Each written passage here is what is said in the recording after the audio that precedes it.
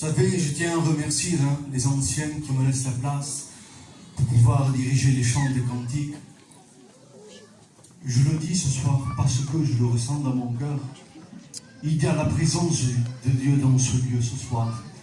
Et quand Jésus se trouve dans un endroit, il se passe toujours quelque chose. Alléluia! Nous allons rentrer dans le programme. Je vais appeler tous mes frères de deuxième année. On va chanter tous ensemble le cantique qu'on a chanté l'année dernière. J'aimerais que les frères puissent venir ici et on chante le cantique tous ensemble pour la gloire du Seigneur. S'il vous plaît les frères, on se lève et on chante ce cantique pour la gloire du Seigneur.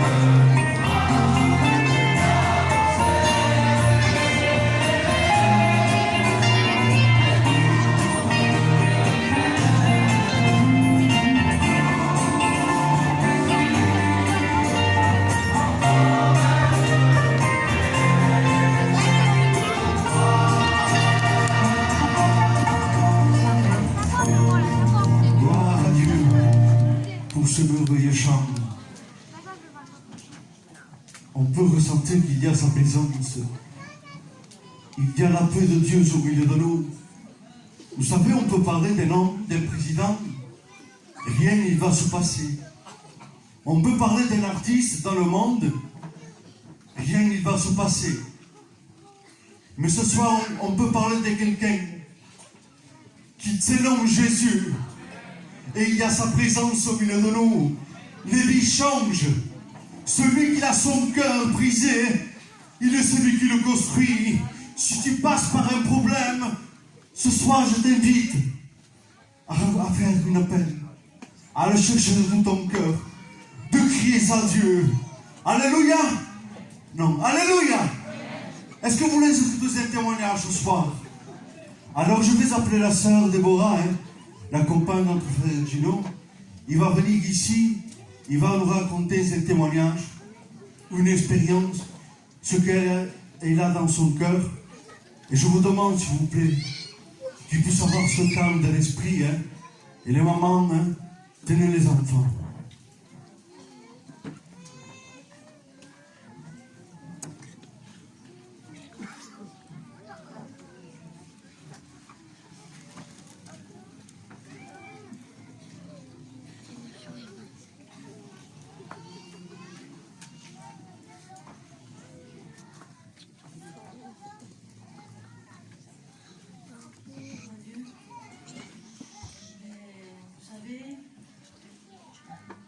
j'ai failli ne pas venir parce que l'ennemi a voulu me troubler. Mais la gloire revient toujours à Dieu. Et je lui demande pardon à Jésus parce que j'ai hésité. Et quand c'est pour Jésus, il ne faut pas hésiter. Je vais vous raconter une expérience que j'ai faite. Je l'ai déjà racontée ici. Mais comme on a sauté l'année, je pense que vous êtes tous nouveaux et vous ne l'avez jamais entendu. Il est bon de se repasser ce que Dieu a fait dans notre cœur. Comme nous sommes des auditeurs oubliés, il est bon de se rappeler. J'ai fait une expérience, il y a un peu de temps de cela. Tous les soirs, à la même heure, le Saint-Esprit me réveillait. Il me disait, lève-toi et prie. Et je priais. Et quand je priais, j'avais des visions, je voyais des personnes pour qui je devais prier.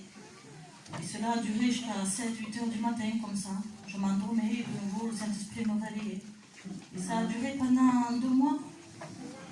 Et tous les soirs, c'était la même chose. Et pendant 2 mois, comme ça.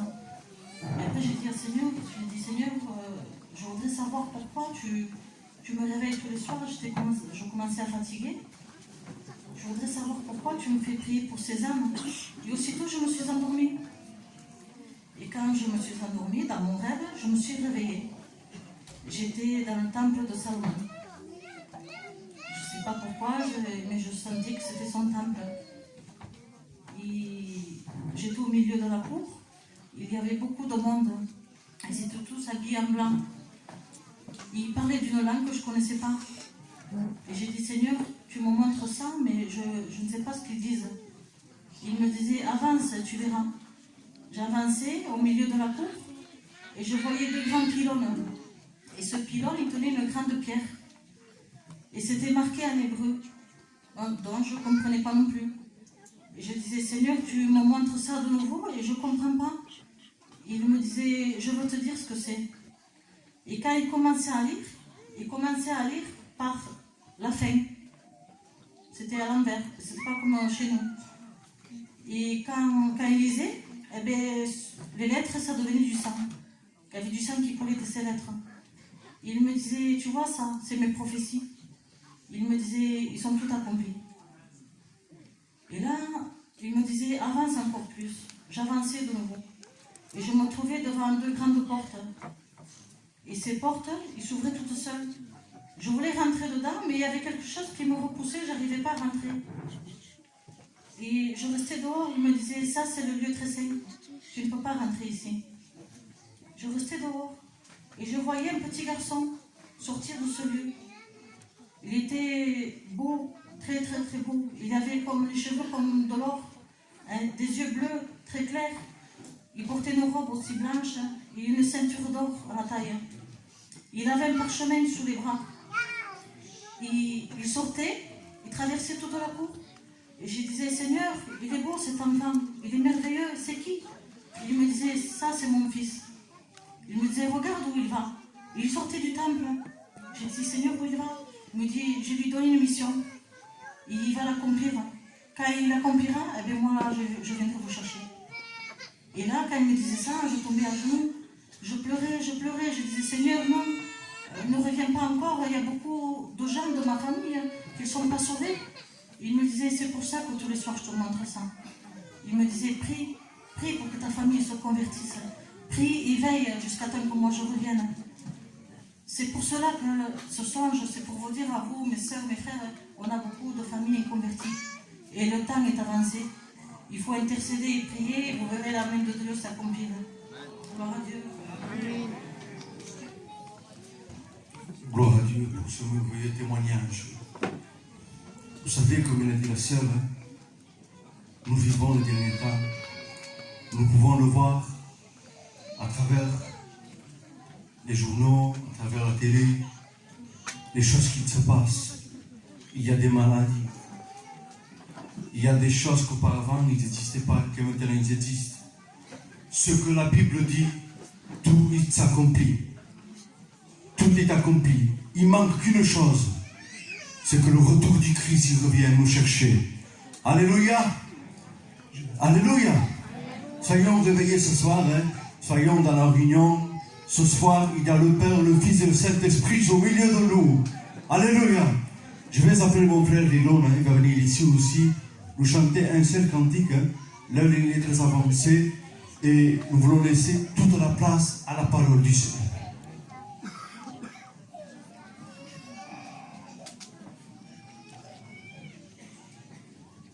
Gloire à Dieu. J'ai mal à la gorge, j'ai comme une allergie là, et je prends des cachets, j'ai mal à la gorge. Mais voilà, j'ai dans mon cœur, je vais appeler ma compagne. Elle va vous raconter ce que mon fils a vu il y a quelques jours en arrière.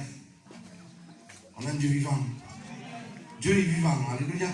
Je voudrais qu'elle passe par là. Je vais rester là parce qu'il faut que je t'interprète, parce que je parle espagnol.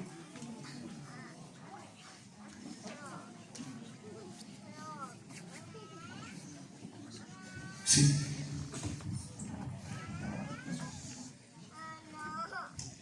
Que Dios os bendiga mucho. Que Dieu vous bénisse beaucoup.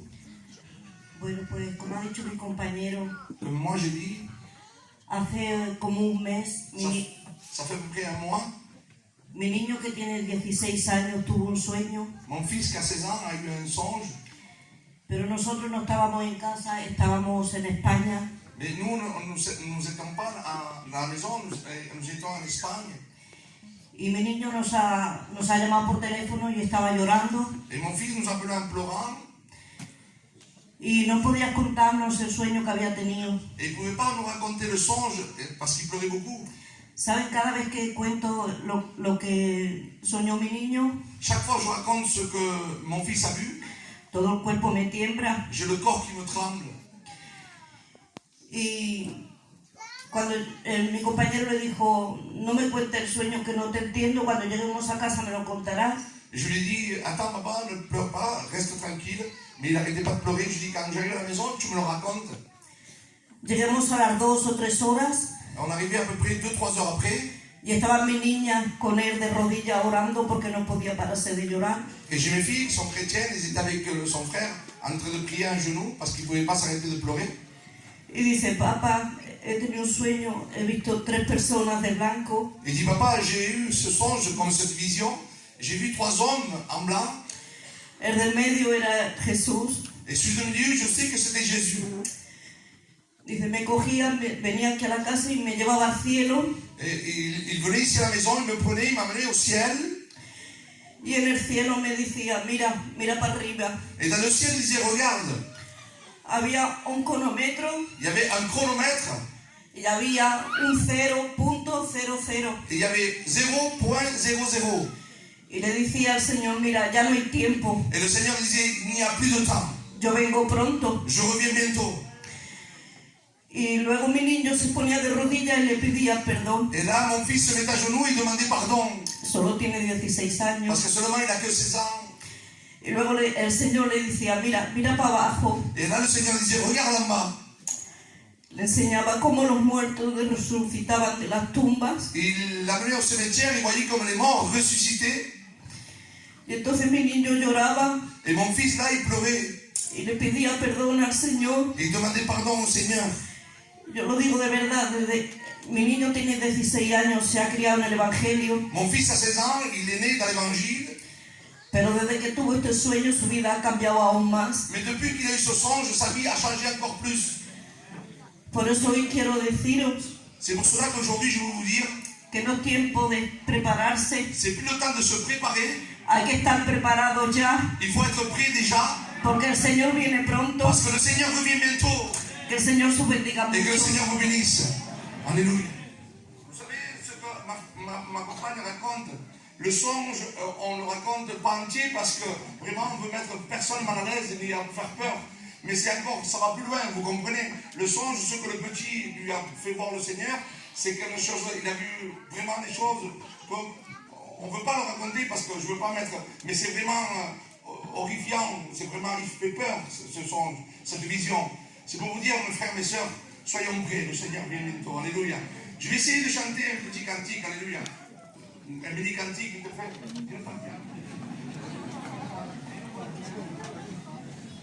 Alléluia.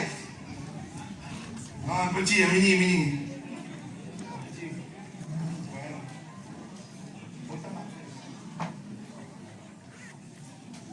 Amen. Souris parce que le Seigneur t'aime. Alléluia. C'est bien de sourire devant la présence de Dieu. Alléluia.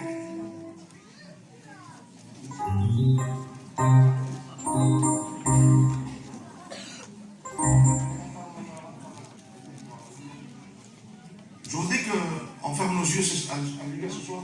Je vais chanter un cantique que le Seigneur m'a donné. Alléluia. Le Seigneur donne des cantiques. Alléluia. Et ce cantique, il dit, regarde mes mains, regarde mes pieds.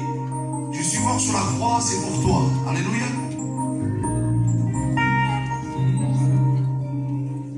Mira mis manos, mira mis pies, mira mi rostro, herido fue. Mira mis manos, mira mis pies, mira mi cuerpo, herido fue. Y por amor a ti, y por amor a mí, Él murió en la cruz para poder tú vivir. Y por amor a ti, y por amor a mí, Él murió en la cruz para poder tú vivir. Aleluya. Sorinda la razón. Gracias, Espíritu Santo.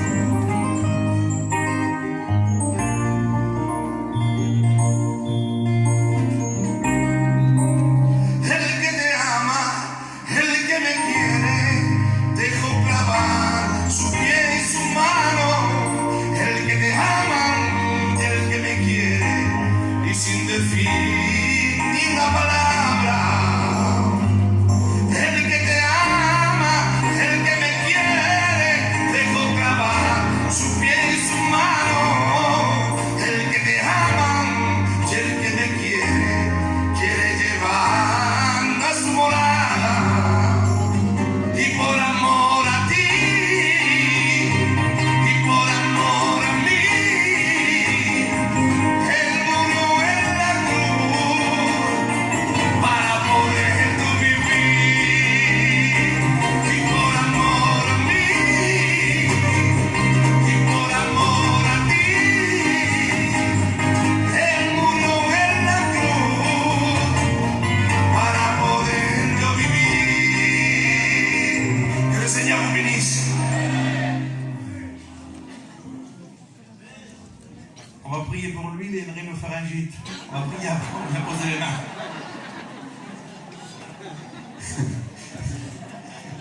Gloire à Dieu. Est-ce que vous voulez écouter ce témoignage ce soir? Alléluia, je vais appeler mon frère. On veut partager un peu le programme, mais l'heure est très avancée, on va faire le plus vite possible. Et que Dieu le bénisse. Amen, alléluia, Jésus. Ils ont le feu de Dieu, les Espagnols. Hein? Amen, alléluia. Quelle beauté, Seigneur, de voir ça. Qu'on a un Dieu qui nous réunit tous ensemble. Quelle beauté de savoir qu'on sert un Jésus-Christ qui est vivant et qui est présent avec nous. C'est vrai, est-ce que vous le croyez ce soir? Amen, alléluia. J'étais assis et puis je pensais, le frère il m'avertit, il m'a dit qu'il allait m'appeler pour dire un petit mot de témoignage. Et puis je pensais, Seigneur, qu'est-ce que je vais dire? Mais quoi de plus beau de dire que Jésus-Christ nous a sauvés?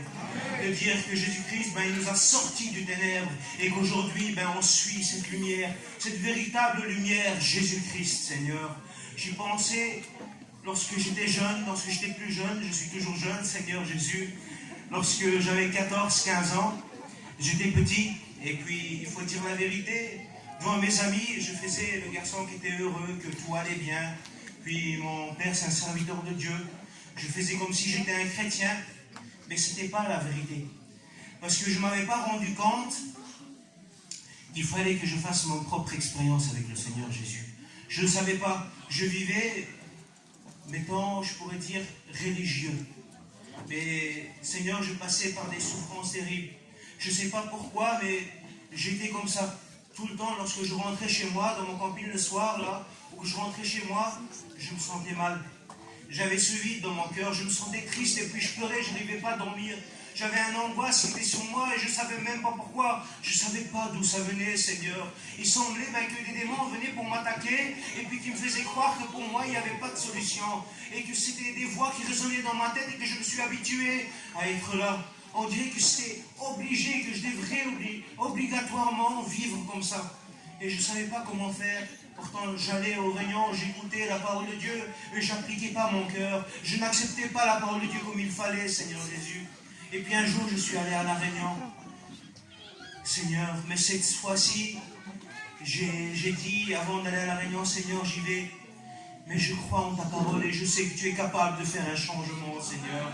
Et j'ai dit, Seigneur, je veux ouvrir mon cœur à ta parole ce soir. Mais toi, Seigneur, change ma vie. Et j'ai fait mon propre expérience avec le Seigneur, là. J'ai rentré dans la réunion et le Seigneur, il a dévoilé toute ma vie. Tout ce que je n'osais pas dire à mes copains, tout ce que je n'osais pas dire à mon père qui était serviteur de Dieu, tout ce que je n'osais pas dire à ma famille, le Seigneur, il a dévoilé, comme si que cet homme qui prêchait, qu'il me connaissait, qui connaissait ma vie secrète. Et puis là, il a dit, cet homme-là, lève ta main, donne ta vie au Dieu et tu verras que ce mal dans ton cœur disparaîtra. Seigneur, et qu'est-ce que j'ai fait? J'ai levé ma main, j'ai dit, Seigneur, tu vois mon cœur, Seigneur. Tu vois la souffrance que je passe malgré que je suis petit. Seigneur, sors-moi de cette souffrance-là, Seigneur, je veux te donner mon cœur à 100%. Et je vous le dis, vous le savez, Seigneur Jésus, comment que c'est. La paix est rentrée tout de suite dans mon cœur. Jusqu'à aujourd'hui, je sers le Seigneur de tout mon cœur. Je sers le Seigneur parce que je sais d'où il m'a sorti. Je sais qu'aujourd'hui, j'ai la joie, j'ai la paix. On ne prétend pas, Seigneur, d'être des personnes parfaites, que maintenant on n'a plus de problèmes, on n'a plus de souffrance, on ne passe plus par des angoisses. Seigneur, on sait que maintenant, lorsqu'on passe par des angoisses, je me place à genoux. Seigneur, j'ai besoin de toi, Jésus-Christ, et Jésus vient à mon secours. Ce soir, Seigneur, fais ton expérience avec Dieu. Que Dieu vous bénisse. Gloire à Dieu. Ce soir, c'est une question de cœur. Si ton cœur est sincère, tu verras que Dieu s'approchera de toi. Alléluia. Avant de laisser la place à la parole de Dieu, je pense, je vais appeler mon frère Mikey à venir ici. Il va nous chanter un cœur. Mais j'aimerais, s'il vous plaît, qu'on puisse s'incliner par respect à Dieu, qu'on puisse rechercher sa présence. Et après viendra le moment le plus important d'écouter la parole du Seigneur.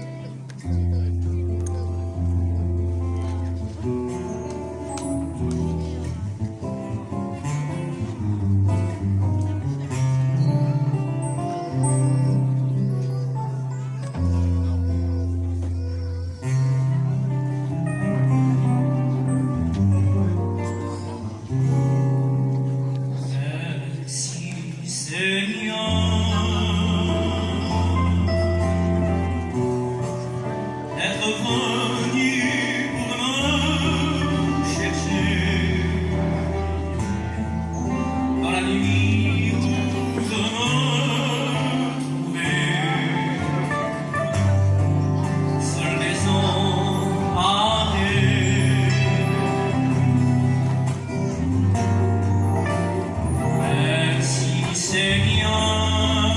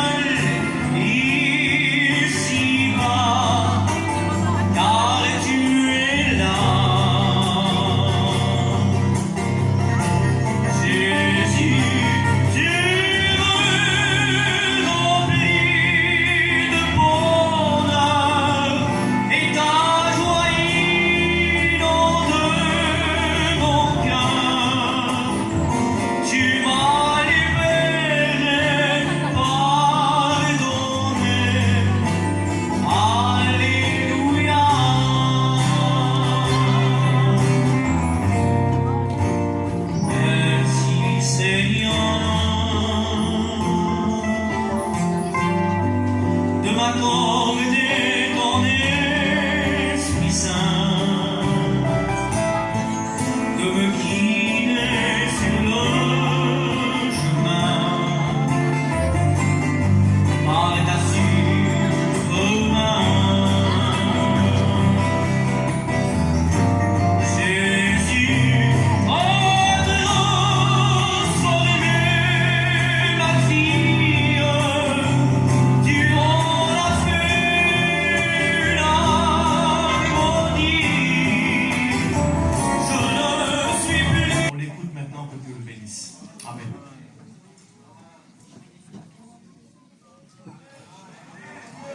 On se lève ensemble, hein, on va prier. Les frères, prions tous ensemble. Priez pour moi. Merci Seigneur. Merci de ta parole, Dieu.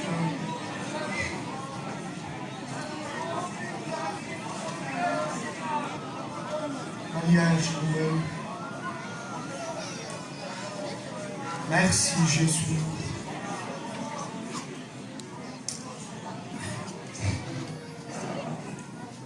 Que Dieu soit béni. Nous sommes bien dans la maison de Dieu. Pour ceux qui sont sauvés, on a un privilège. Mais il y en a certains encore qui n'ont pas fait encore la paix avec Dieu. Et pour moi, hein, vous savez, quand je suis venu le matin, c'était avant-hier, je crois, le frère Sivano m'a dit, demain c'est toi que tu prêches. Il me l'a dit en rigolant. Je suis rentré dans le cours, le frère Isaïe m'a vu, il m'a dit, et toi, t'as mis le papier dedans? J'ai dit non. Et il m'a dit, qu'est-ce que t'attends? J'ai pris un papier, un morceau, j'ai mis mon nom. Le lendemain, ça a été tiré, ça a été mon nom que je prêchais. Et je crois que c'est voulu de Dieu ce soir. Et j'ai donné un titre à mon message, c'est la réalité de la vie. C'est qu'aujourd'hui tu es là et demain tu es plus. Je ne veux pas m'amuser à t'amener un bon message, je n'ai pas la capacité.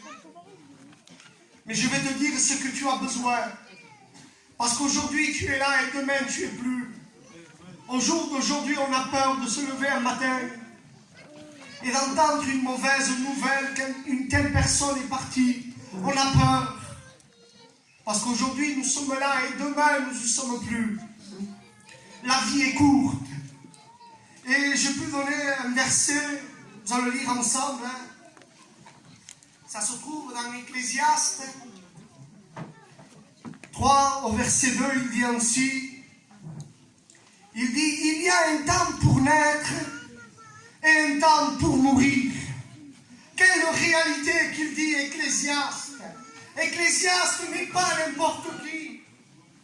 Ecclésiaste est le roi Salomon, un homme d'une grande sagesse, un homme qui sait ce qu'il dit, un homme, je vous demande pardon, que sa parole pèse, il a du poids quand lui il parle. Il dit qu'il y a un temps pour naître et un temps pour mourir. On ne peut pas comprendre ce qu'il dit. Je vous demande pardon. Si on regarde une femme enceinte, on peut savoir le temps de naissance. Le docteur peut dire, madame, tel jour, votre fils, votre enfant va naître. Mais un temps pour mourir, personne ne peut le savoir. Mais tout le monde dans cette salle est appelé un jour à la mort. Mais si tu n'as pas Jésus dans ta vie, où passeras-tu l'éternité? Et là, cet homme Ecclésiaste nous explique qu'il y a un temps pour naître et un temps pour mourir.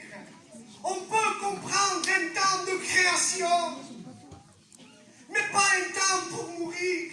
La mort n'existait pas. La Bible dit qu'il y a eu un temps de création.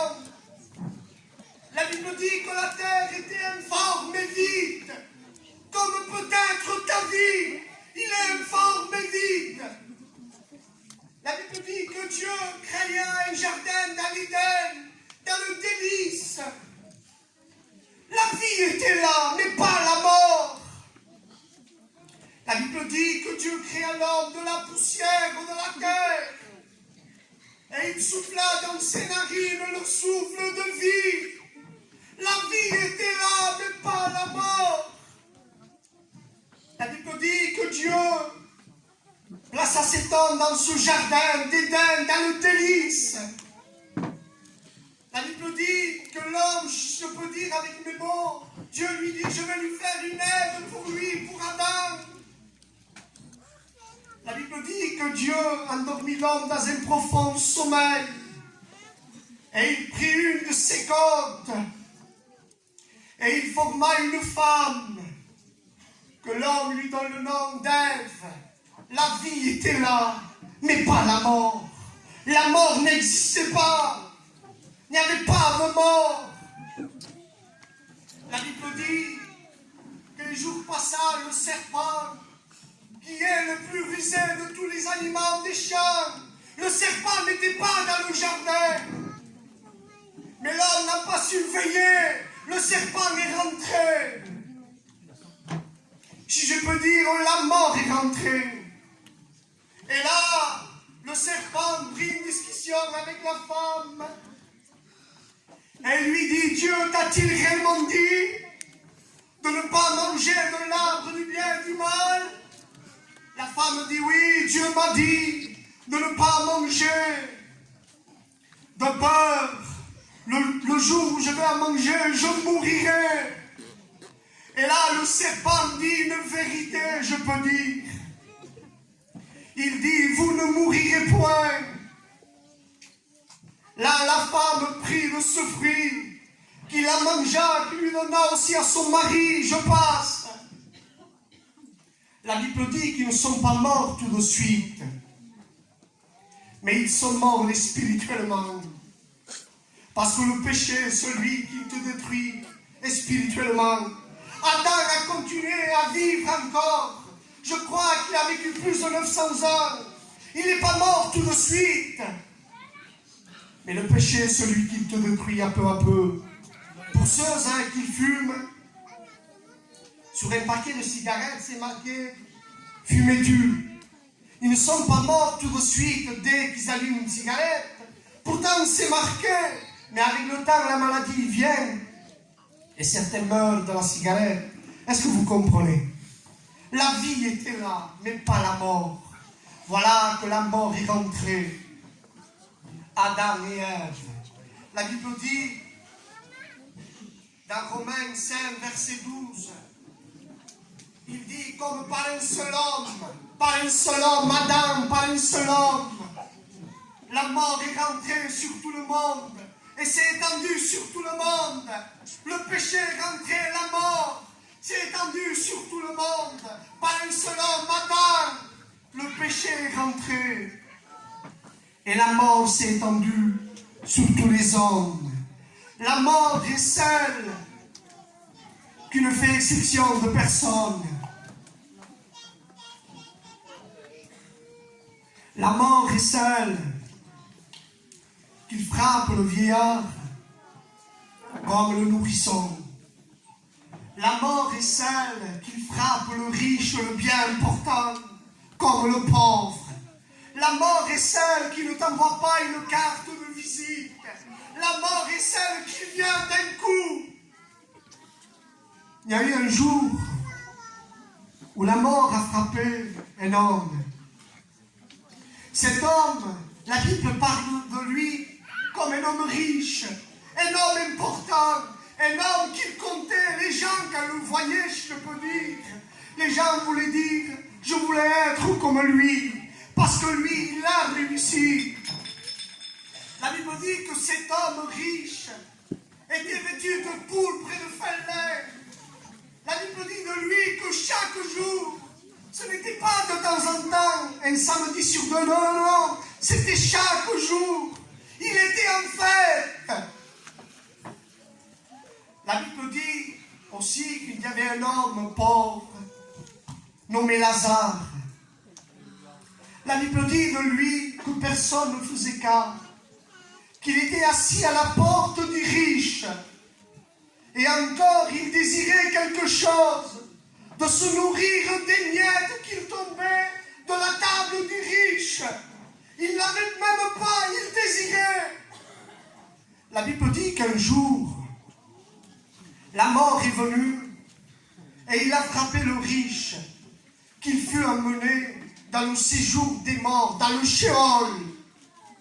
Et la Bible dit aussi que la mort est venue frapper le pauvre, qu'il fut emmené dans le ciel d'Abraham. La Bible dit que quand cet homme riche était dans le Sheol, leva les yeux et il ne cria pas n'importe qui, parce que tout le monde connaît Dieu. Qui de notre mission ne connaît pas Dieu? Tout le monde. Cet homme cria, Père Abraham, aie pitié de moi. Père Abraham, il criait, parce qu'il voulait une solution à Abraham. Mais il n'y avait point de solution. C'était trop tard. Laisse-moi te dire, mon ami, que tu es là. Accepte Jésus. Plus tard, tu n'auras pas aucune solution.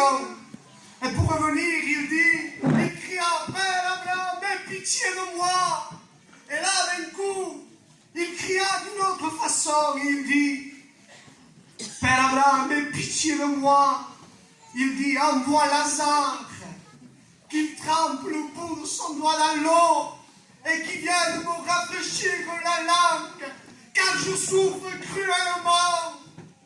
Ce n'est pas un conte de fées. Les Sheol existent. Et pour ceux qui ne font pas la paix avec Dieu, voilà leur endroit qui l'attend. Et là, il dit, envoie Lazare, qu'il trempe le bout de son doigt dans l'eau et qu'il vienne me rafraîchir la langue, car je souffre. Il souffrait.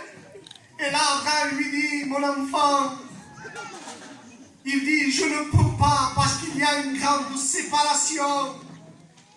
Et il dit, mais même, Père Abraham, il dit, envoie Lazare, c'est la maison de mon père, car j'ai 5 frères qui aillent et dire qu'ils ne viennent pas là où je suis.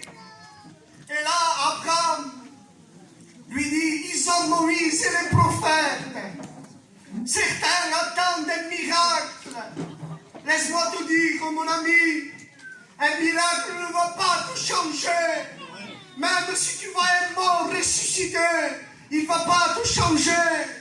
Un jour, un pasteur a dit, je le prends, je le dis, il dit, les hommes demandaient, le peuple a demandé un miracle à Jésus pour le frère de Marie et Marthe. Lazare, ce n'est pas la même histoire. Il dit, ils attendaient que Lazare ressuscite et personne ne s'est converti. Ce n'est pas un miracle qui va te faire convertir, seulement Jésus.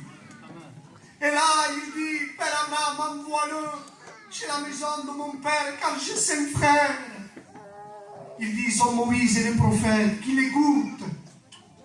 Et l'histoire se termine. Voilà quelle déception pour une personne. Peut-être toi, qu'encore tu n'as pas accepté Dieu. Laisse-moi te dire, maintenant, ce soir, tu as la possibilité d'accepter Jésus. Je ne veux pas prêcher bien, que Dieu me garde, je n'ai pas la capacité. Je suis jeune, et je veux te dire la vérité. Je veux que quand tu partes chez toi, tu te dises dans ton cœur que tu sois dans une angoisse. Parce que tu n'acceptes pas Jésus, tu seras dans une angoisse. Parce que la mort t'attend. Et je voulais vous dire un témoignage que j'ai entendu.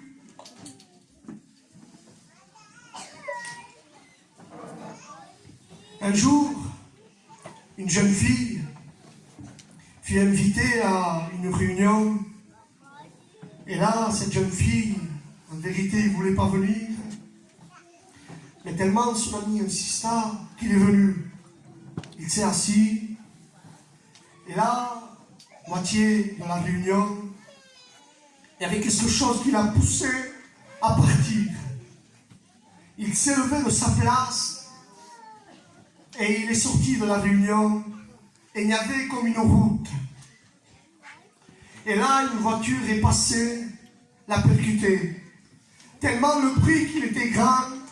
Les anciens, les pasteurs sont sortis dehors, essayaient de la ranimer, essayaient de faire quelque chose.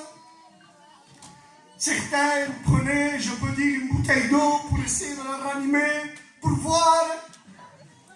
Et là, le pasteur, l'ancien, s'approcha d'elle et la prend par la main, ne voyant à elle qu'il restait point de vie. C'était son dernier message qu'il annonçait. La prend par la main, il dit, jeune fille, repens-toi, jeune fille, repens-toi, repens-toi. Et là, le témoignage nous dit que cette jeune fille dit, c'est trop tard.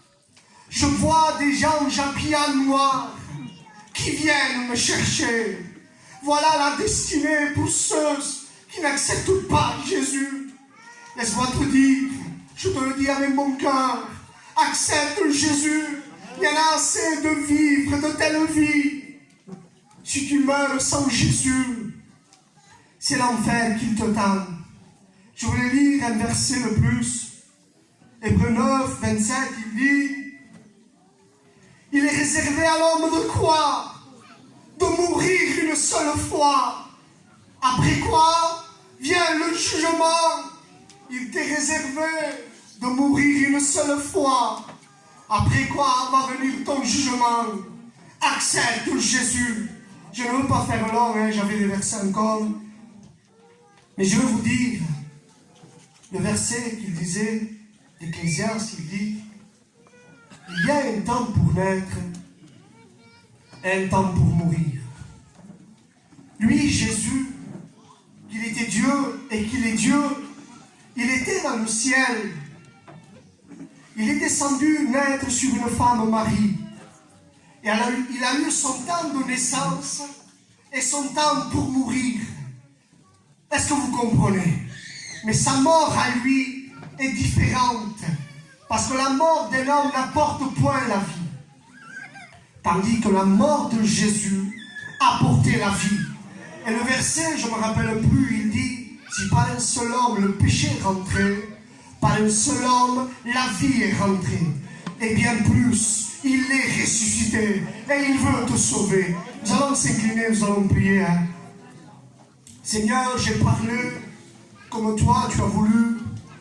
Seigneur, peut-être avec peu de moyens, avec, Seigneur, une parole faible peut-être. Mais Seigneur, j'ai dit ce que toi tu m'as dit de dire. Je te dis merci Jésus. Amen.